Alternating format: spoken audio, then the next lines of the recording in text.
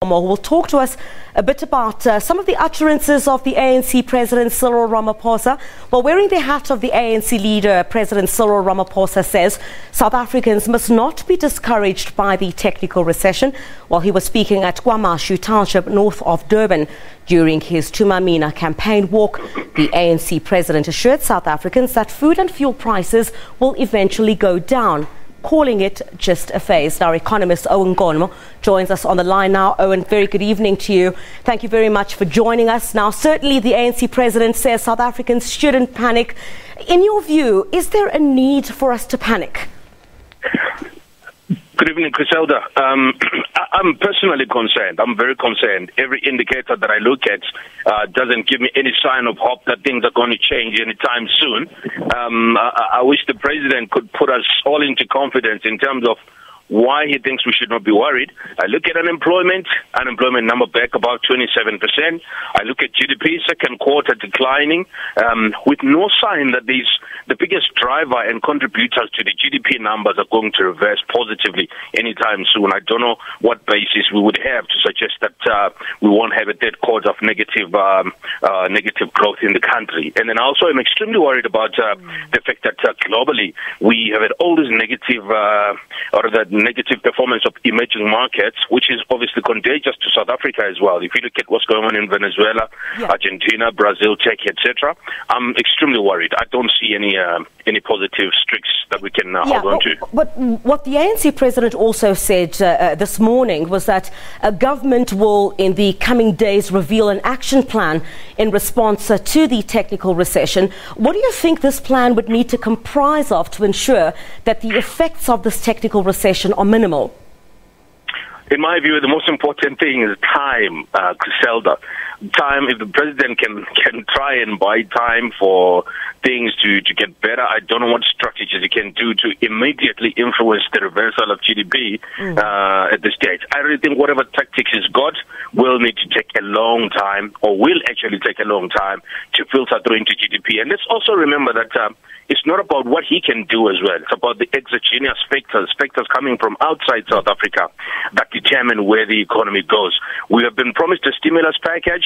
How we're going to finance that, we don't have any answers. But we hope that the president has thought about it thoroughly and has been given good counsel in terms of how we can make the economy work again and how we can finance not only this stimulus package, but the NHI project as well, which obviously has been put out there and needs to be implemented. I'm concerned that there's just too many things going on at the same time, and the focus is just not there, in my view, towards sorting out, creating an environment that will help us get the GDP going, get unemployment numbers being reduced, Griselda. But while we may consider, of course, Owen, the external factors, but internally, is this somewhat not dependent on whether agricultural output, for example, will improve in the next quarter? It's definitely a big contributor. If agricultural output it does improve, I think potentially we could see a little bit of an improvement in the number.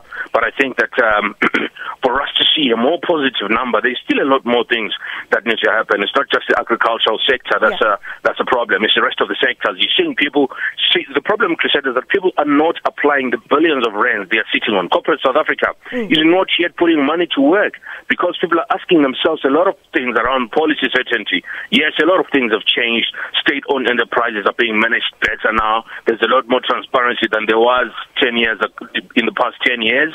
And I think that what we need to do is to convince corporate South Africa that the government is not going to change policies and the promises it's made for us to be able to make firm decisions that will see people investing hundreds of billions of rands internally so we can attract even foreign direct investments. But what would you want to see, perhaps, Owen, in the recovery plan by government?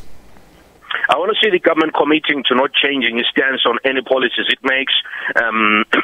The Land Reform Act is a big concern, not the Reform Act, but this expropriation of land without compensation that was put out there and pulled back a few weeks later without explanation as to why the government decided to go out and announce it in the first place. There's still a whole lot of things that we need to see policy-wise that will give us confidence as entrepreneurs and business people out there to say we now have a stable environment, we can make long-term policy decisions. And unfortunately, when it comes to the currency and interest rate environment, we now have more questions questions as business than we have answers in terms of saying, can we continue to deploy capital into the economy given the uncertainty of the markets, the interest rates, inflation potentially, and the currency? Whatever happens needs to be something that the government can help create a stable environment across all of these indicators that can help enterprise create work. And Griselda, the only driver of positive GDP in the country, in my view, is not only the sectors that are currently falling, but the ability of business to deploy capital into an economy where there is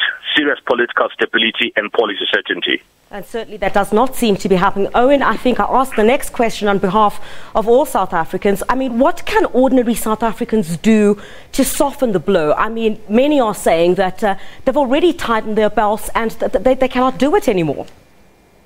No, I promise you, Griselda, we haven't seen the West. I mean, if you talk to people in Greece and Argentina, Venezuela and Brazil and Zimbabwe, they will tell you what it means to tighten your belts. At this stage, we are not at a stage where I think the ANC government actually sees how difficult things are for the people out there. And we haven't felt it. We haven't seen more people losing jobs.